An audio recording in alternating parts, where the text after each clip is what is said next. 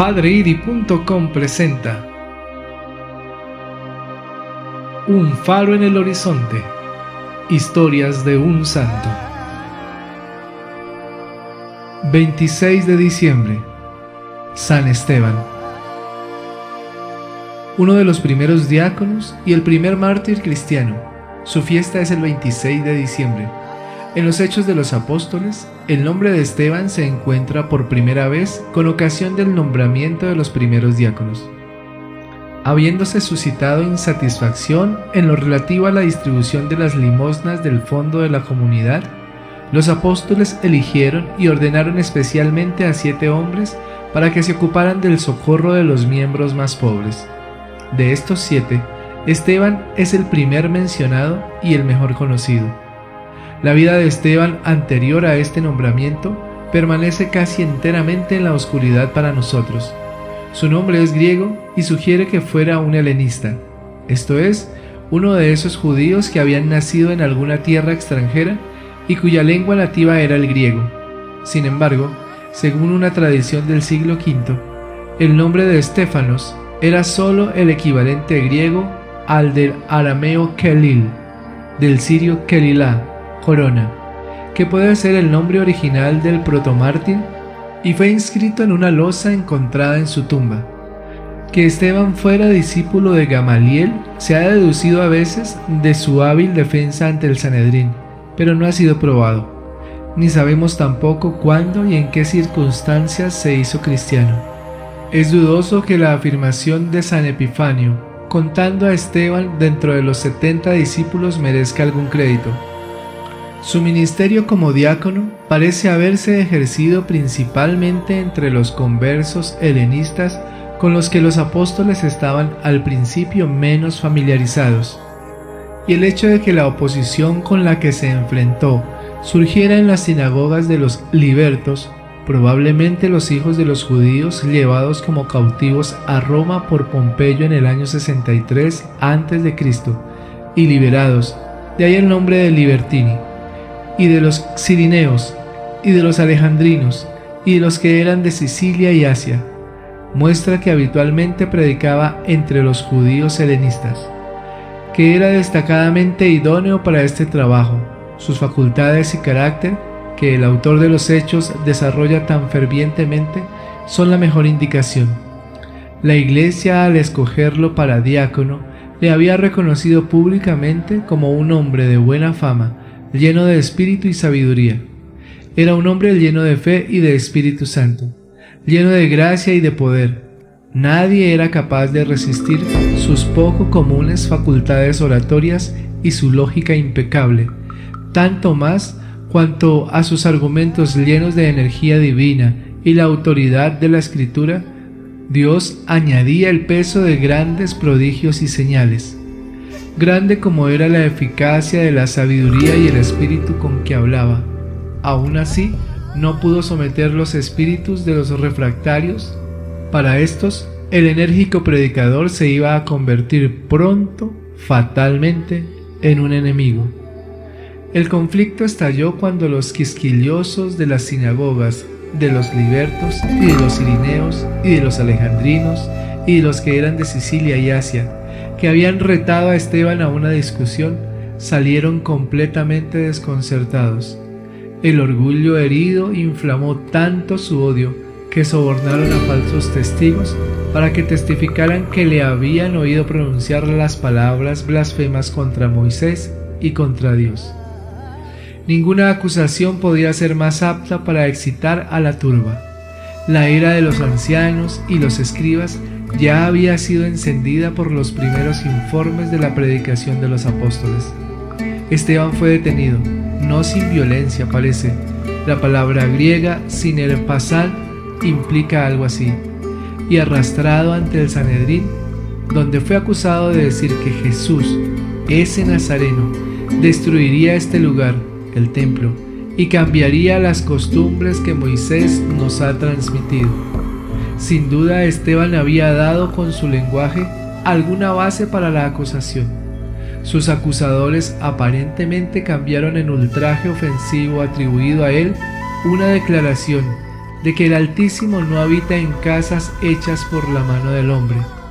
Alguna mención de Jesús prediciendo la destrucción del templo y alguna condenando las opresivas tradiciones que acompañaban a la ley, o más bien que la aseveración tan a menudo repetida por los apóstoles de que no hay salvación en ningún otro, no exceptuaba a la ley, sino a Jesús.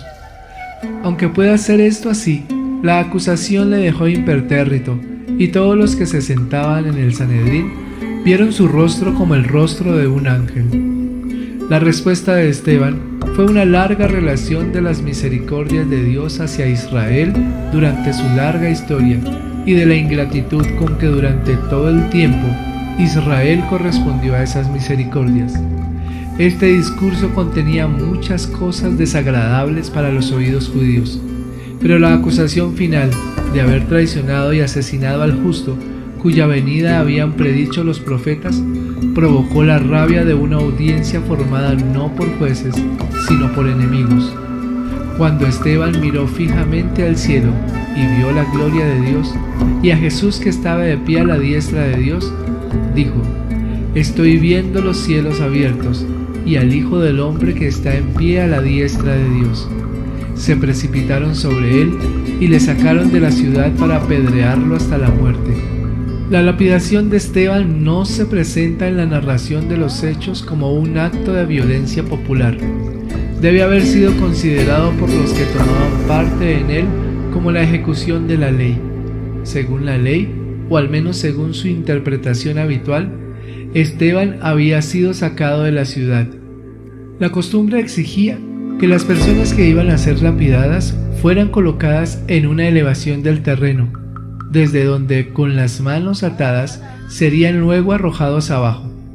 Fue muy probablemente mientras estos preparativos se llevaban a cabo cuando dobló las rodillas y dijo con fuerte voz: «Señor, no les tengas en cuenta este pecado». Mientras tanto, los testigos, cuyas manos debían ser las primeras en ponerse sobre la persona condenada por su testimonio, estaban dejando sus vestidos a los pies de Saulo, para poder estar mejor dispuestos a la tarea que les correspondía.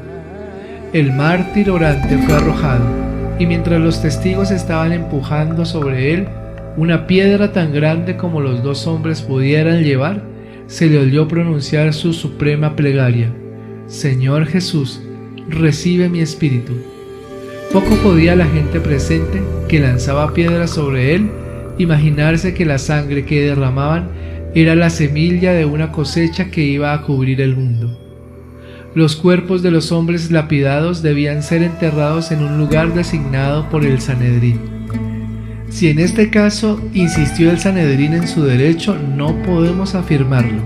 En cualquier caso, hombres piadosos, no se nos dice si cristianos o judíos, sepultaron a Esteban e hicieron gran duelo por él. Durante siglos la tumba de Esteban estuvo perdida, hasta que en el año 415, cierto sacerdote llamado Luciano supo por revelación que el sagrado cuerpo estaba en Capchar Gamala, a alguna distancia del norte de Jerusalén.